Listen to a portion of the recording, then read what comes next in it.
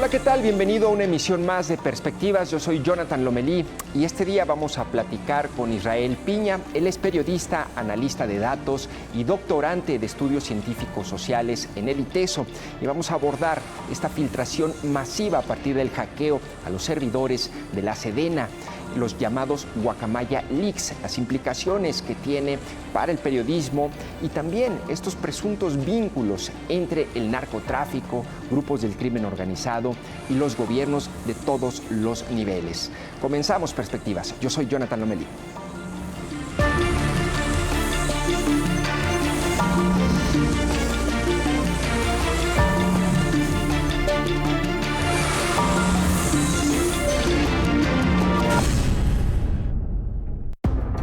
El hackeo masivo de más de 4 millones de correos internos y externos de la Sedena, denominados Guacamaya Leaks, han sacudido a la opinión pública en México. Las revelaciones van desde frivolidades del poder, como la compra de unos lentes de 23,000 pesos por parte del titular de la Sedena, hasta presuntos nexos del crimen organizado con gobiernos estatales. Recientemente, una publicación de la revista Proceso derivada de los Guacamaya Leaks dio a conocer que en 2019, al iniciar el sexenio en Jalisco, hubo supuestos acercamientos entre miembros del cártel local y mandos policiales y funcionarios de los 3 niveles de gobierno en el estado. ¿Qué tan confiables son estos informes? ¿Qué implicaciones éticas tienen para el periodismo estas filtraciones? Estos son algunos de los aspectos que abordamos con Israel Piña, periodista, especialista en el análisis de datos y doctorante en estudios científicos sociales del ITESO. Hola, ¿qué tal? Bienvenido a esta emisión de Perspectivas. Y bueno, hoy vamos a hablar del tema que está en boca de todos y que día con día sigue habiendo revelaciones relacionadas con estos Guacamaya Leaks. Le agradezco mucho a Israel Piña que nos acompañe en este espacio de Perspectivas. Bienvenido, Israel. Gracias por invitarme, Jonathan. Oye, Israel, pues a ver, una primer pregunta. Me parece muy interesante tu perfil, periodista, especialista en el análisis de datos y doctorante en estudios científicos sociales. A ver, una de las cosas, cuando yo leí la publicación de Proceso, en donde se hablaba que había vínculos de los 3 niveles de gobierno aquí en Jalisco, municipios y estado, con el crimen organizado, una de las preguntas que me hice fue, ¿es confiable esta información? ¿Es verdadera? Porque se hackeó de los servidores de la Sedena, de los correos internos y externos de la Sedena. ¿Cuál es tu punto de vista, Israel? Antes de responder esa pregunta, déjame decirte de manera muy breve algo que me parece fundamental y que casi no se ha dicho. Es gravísimo que una institución como el Ejército Mexicano, con todos los recursos económicos y humanos que tiene, pues haya sufrido esta vulneración.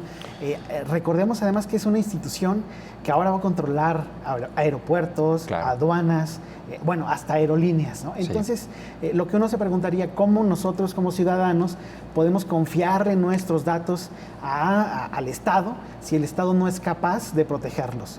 La la Auditoría Superior de la Federación ya había auditado, ¿no?, los sistemas de ciberseguridad de la Sedena, del Ejército, y llegó a la conclusión que el 70% de los indicadores de seguridad, bueno, estaban mal. Ahora sí hablo... La ciberseguridad como tal era deficiente. Así es. En general hay una serie de auditorías. Hay una en especial en donde establece 20 controles a partir de indicadores internacionales y 14 de estos 20 estaban vulnerables. Entonces, ya, claro, el 70%. En fin, ahora sobre tu pregunta, hay que decir que el presidente, para empezar, admitió que el hackeo había sido real. Eso hizo la diferencia, ¿no? Así es, porque eso ya le da credibilidad a estos correos, a estos hackeos, al hackeo o a la información derivada de ella. Sin embargo, creo que hay que hacer una serie de matices para debatir este punto. El primero de ellos es que el hackeo fue a un servidor de correos electrónicos. Es decir, no fue a un servidor donde están almacenados todos los secretos de Estado, ¿no? La información que absolutamente nadie puede saber. O sea, son correos y entonces tienes en esos correos información cotidiana, fichas, irrelevante. Archivos adjuntos. Archivos adjuntos, exactamente. Sí. Como también, si hay que decirlo, información sensible. Tienes información de las dos cosas. Ahora, platicando con uno de los mejores analistas de datos de este país, que es mi amigo Irving Morales, me decía, hay que distinguir, es muy importante distinguir entre la información que se comparten elementos del ejército con información de la institución misma. O sea, hay una delgada línea. No es lo mismo que un elemento del ejército le comparta a otro cierto tipo de información, aunque sea confidencial, a que el ejército mismo como institución haga suya esa información y diga, esta es la información que como institución yo estoy reconociendo. Claro. Eso es muy importante. Entonces, lo que hackearon son las comunicaciones internas, ¿no? Así es. Por decirlo así. Exactamente, los correos. Entonces, eso es lo que tenemos, hay que partir de esa información y esa información es la que habría que valorar en su particularidad, habría que cuestionar, habría que hacerle preguntas para ver qué tan fiable o no es esta información. Ahora, porque una de las cosas que a mí me generaban duda es, bueno, pues habría que confiar en los medios que están distribuyendo esa información, ¿no? Que la información que está allí subida o que se está compartiendo, pues es fiable. ¿Qué garantías tengo yo de que esa información que se extrajo no está manipulada? Estás tocando un punto muy, muy importante.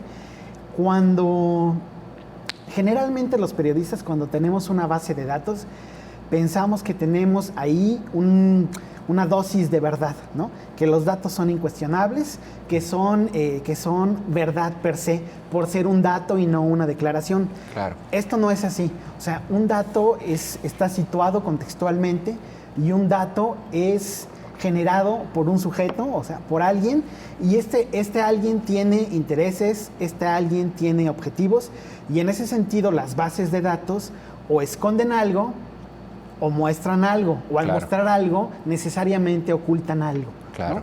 Entonces, siempre tenemos que ser muy cuidadosos con esos datos y no darlos por verdad. Eso en primer lugar. Y en segundo lugar, los medios, para generar mucha mayor confianza en estos procesos que tú comentas, tendrían que hacer explícita o transparentar su metodología. Es decir, cómo están llegando a esos datos, cómo están recopilando esos datos, por qué eligieron esa información y no otra, por qué la ordenaron de la manera que la están ordenando, y si esa información además fue sometida a un proceso de verificación, como cualquier información periodística, si esa información fue contextualizada. A mí me da la impresión, por notas que he leído, que en su mayoría son notas o son información que se encuentran en estos documentos los periodistas y prácticamente al siguiente día se publican dándole un estatus de verdad instantánea, ¿no? Solamente porque están en esa base de datos hackeada por un grupo que no sabemos exactamente quién es. ¿Quiénes son? ¿Tú sabes quiénes son estos Guacamaya Leaks? No exactamente, o sea, nadie sabe exactamente. Claro, sí, son anónimos, ¿verdad? Pero, es un grupo de hackers. Pero ya hicieron otros hackeos, ¿no? Sí, este grupo apareció este año, si no mal recuerdo, en marzo de este año, hackeando empresas mineras en Latinoamérica. Posteriormente hackeó otras fuerzas armadas como El Salvador, Perú, Colombia, Chile. Por cierto, la información de Chile sí está abierta. Igual son correos que puedes consultar de manera abierta. Bueno, hay una contraseña, pero ellos mismos te proporcionan de una manera muy fácil la contraseña. Pues se han dedicado a hackear. También es muy importante decir que en la página que ellos levantaron mencionan que no tienen ningún tipo de red social, ¿no? Porque por ahí apareció también una cuenta de Twitter atribuida a ellos, pero ellos mismos dicen que no tienen ningún tipo de información. Oye, Israel, ahora desde el punto de vista periodístico, ¿todo lo que está allí es publicable? O sea, ¿a qué dilemas periodísticos o éticos en materia periodística te enfrenta este hackeo? Yo creo que no todo es publicable. Ya dijimos que hay información que pues es información cotidiana, que quizá es irrelevante, pero me parece que hay dos cosas importantes. Una, hay información de seguridad nacional. O sea, nos guste o no a los periodistas que generalmente estamos ávidos de publicar todo lo que nos llegue. Yo creo que hay información de seguridad nacional que tiene que ser reservada, ¿no? Sí. La seguridad nacional, y sobre todo en un país como el nuestro, en donde la inseguridad y la cuestión del crimen organizado es un problema gravísimo, creo que los periodistas, al encontrar información, tendrían que valorar si están o no pues atentando contra o poniendo o vulnerando la seguridad nacional. Te pongo dos ejemplos. A ver. Vi una nota una nota informativa en la que el reportero explicaba cuál era la estructura de inteligencia del ejército, es decir, qué bases tenía, cómo estaba distribuida regionalmente, cuál era el flujo de información. Eso, desde mi punto de vista, me parece grave, porque le estás dando información a los miembros del crimen organizado. Vi otra nota informativa sobre un capo, un miembro del crimen organizado, que tengo entendido que nadie sabía que lo estaba persiguiendo el ejército hasta que se publicó esta nota. Es decir, sí, el capo se pudo haber enterado hasta ahora por esa información que era investigado y que estaba siendo perseguido. Entonces, eso me parece grave. Otro punto importante, estamos tratando con correos electrónicos. ¿Eso qué quiere decir? Que muy probablemente exista ahí información personal que está siendo vulnerada, ¿no? Son correos electrónicos, hay información, probablemente hay información personal comprometida, y los periodistas deben estar conscientes de que están participando de esta vulneración. Ellos no extrajeron los datos, por supuesto, los periodistas no se robaron la información, pero sí se están metiendo, están zambulléndose en información personal, y habría que ser muy cuidadosos en ese sentido. Me parece que esas cosas son muy importantes a la hora de reflexionar sobre las consecuencias o las implicaciones éticas de todo este ejercicio. Aunque un argumento, me recuerdo esta Penieli o algo así, se apellida, esta periodista de origen cubano que también causó mucho revuelo recientemente por publicar sin testar el informe de Ayotzinapa, ¿no? Y ella, un poco de los argumentos que decía, bueno, es que en aras de un bien mayor, que es la verdad de una enorme injusticia, ¿no?, se pueden cometer hay estas libertades, ¿no? Un poco tú podrías decir, bueno, en aras de demostrar, por ejemplo, que hay vínculos del gobierno con el crimen organizado de ciertos gobiernos, pues lo publicas, ¿no? ¿Ese argumento es válido o tú qué opinas? Yo creo que hay que valorar caso por caso. En el caso que tú mencionas de la periodista cubano-mexicana, yo creo que las víctimas están primero. Sí. Si vas a revictimizar, si vas a vulnerar a las víctimas, me parece que hay que dar un paso atrás o pensar en la mejor manera de publicar cierta información. Sí. Creo que es más o menos lo mismo. Es el ejercicio cotidiano de los periodistas. Tienes que pensar cuál es la mejor manera de publicar la información. Si es información de interés, de interés público, es información que la gente quisiera conocer, pero sin vulnerar estas cosas que ya hemos comentado. Oye, Israel, y en comparación, por ejemplo, con otros hackeos masivos, o sea, pienso en Julian Assange, pienso en los Panama Papers, en todas estas grandes filtraciones, ¿ves, es de las mismas magnitudes esta que ha ocurrido en México? ¿Es diferente? ¿O cuáles son las similitudes y diferencias? Desde mi punto de vista, no son comparables.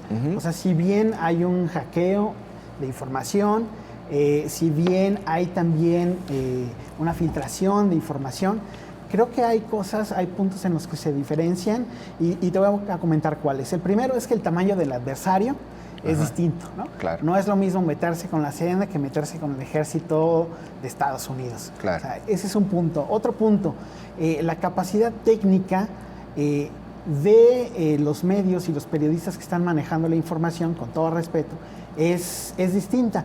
Te pongo 2 ejemplos. El Panama Papers, los Panama Papers involucraron a 370 periodistas de 100 medios de comunicación de 70 países, sin contar programadores.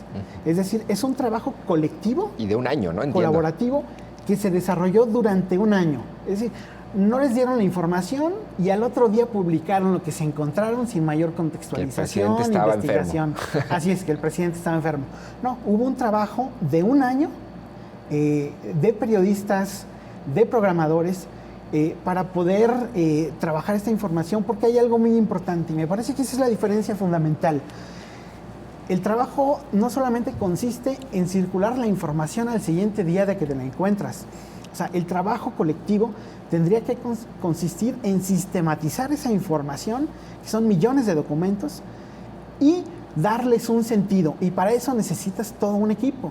Necesitas periodistas, diseñadores, programadores, que trabajen para organizar y para darle sentido a esa información, y que a partir de ahí, algo que me dijo Irving también muy importante, mi amigo, es que a partir de ahí se tienen que generar preguntas, no conclusiones. O sea, lo que tiene que desatar toda esta información son una diversidad de cuestionamientos muy importantes, más que conclusiones apresuradas. Entonces, ese trabajo colaborativo para darle sentido a la información no lo estamos viendo, o no es visible porque no transparentan su metodología en este momento. Yo intuyo que no se está dando porque el trabajo colaborativo para dar sentido a millones de documentos lleva tiempo, y lo que estamos viendo aquí es un torrencial de información bárbara, ¿no? Claro, que lo único que genera es desinformación al final, ¿no? Porque es igual de importante que el general se compre unos lentes de 23,000 pesos que el gobierno tal esté vinculado al narco, ¿no? Así es. No hay, o sea, en eso consiste en dar sentido, también en jerarquizar la información. Que al final es la herramienta del periodismo, ¿no? Así es, eso es lo que tendría que hacer el periodista del siglo XXI. Ahora, hay otro dato muy importante. Hay 2 medios que son los 2 mejores medios en este país para manejar datos, para interpretar información a partir de bases de datos. Tienen una capacidad técnica bárbara, y que son Serendipia y Poder Latam. Son los 2 mejores medios para manejar bases de datos. Estos 2 medios no han publicado nada, ¿no? O sea, han dicho que están trabajando, pero no han publicado nada. Serendipia publicó algo sobre lo que implicaba el hackeo, digamos, notas informativas sobre la base de datos, pero no información de la base de datos misma, ¿no? Claro. Entonces, ese es un indicador, que los mejores medios para manejar bases de datos no estén publicando todavía nada. Lo que está ocurriendo, según a lo mejor a partir de todos estos elementos que nos estás compartiendo, es, bueno, al ofrecer de esa manera fragmentada y desordenada la información, pues en realidad lo que podría uno presumir más bien son como lecturas con tendencia política, con sesgos para poder afectar o beneficiar a alguien, es decir, lecturas parciales o incluso equivocadas de la realidad, ¿no es así? Es decir, estaríamos ante ese escenario.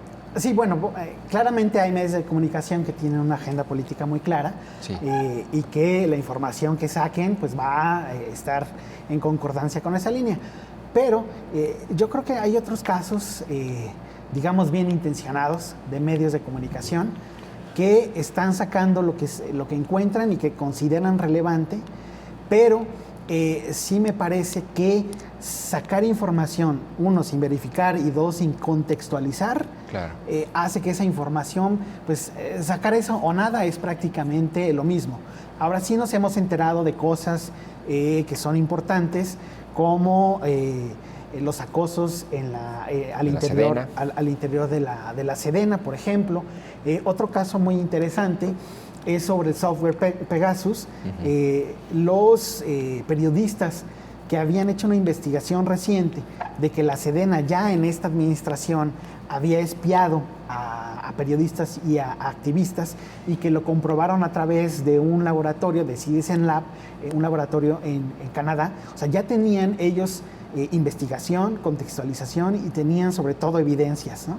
Lo que se encontraron en la base de datos de los Guacamaya Leaks es el contrato del software. Entonces, es distinto, ¿no? Es distinto porque ese contrato se enmarca en una investigación amplia, claro, con otro tipo de evidencias, y entonces le da sentido a esa información. Ahora, ¿qué tan difícil técnicamente es analizar esta información? Se habla de más de 4 millones de correos hackeados internos y externos de la Sedena. Es complicado. Son 6 teras, es decir, 4 millones de correos electrónicos. Si tú en tu casa quieres descargar estos 6 teras con una velocidad de descarga de unos 100 megas, que es algo doméstico, que es algo doméstico, tardarías entre 5 y 6 días, ¿no? Si no se interrumpiera. O sea, es una cantidad bárbara. Una computadora tiene, digamos, en promedio medio tera de almacenamiento. Bien, ahora, ¿qué es lo que está pasando? Cuando tú contactas a este grupo de hacktivistas, ellos te dan un enlace para poder acceder a la información, y tienes 2 vías de acceso a esta información. La primera es un buscador cualquiera, como si buscaras en Google. O sea, pones, no sé, un estado, cualquier estado, y te despliega miles de correos que hablan sobre ese estado. Entonces, tu trabajo consiste, pues, en ver el cuerpo del texto del correo y los archivos adjuntos, y empezar a ver qué puedes sacar de ahí. Y la otra es que tú descargues directamente la información. Esto parece irrelevante, pero no lo es tanto. No es lo mismo que tú tengas los datos en bruto y tú, mediante tus capacidades técnicas, puedas organizar esa información y analizarla, que acceder a un buscador ya hecho. Ese buscador es como un muro entre la información y tú. Es una mediación. Claro. Esa mediación, o sea, ¿cómo se hizo?